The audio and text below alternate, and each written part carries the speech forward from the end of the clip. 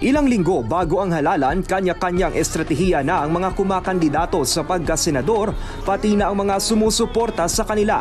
Si Vice President Sara Duterte direktang nanawagan na tanggihan ang mga pambato ng administrasyon. Sinabi niya yan sa kampanya sa Tondo, Maynila ni mayoral candidate Isko Moreno na matatanda ang kalaban ng dating kaalyado ni Duterte na si Pangulong Bongbong Marcos noong 2022 elections. Sa kanyang talumpati, hindi pinalagpas ni Duterte na muling pasaringan ang pangako ng Pangulo na pababain ang presyo ng bigas.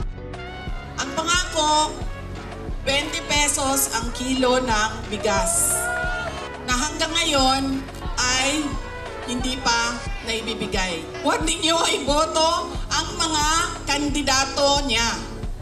Dahil ang mga kandidato niya ay nagsasabi sa kanya na okay lang na magsinungaling ka. Present din sa rally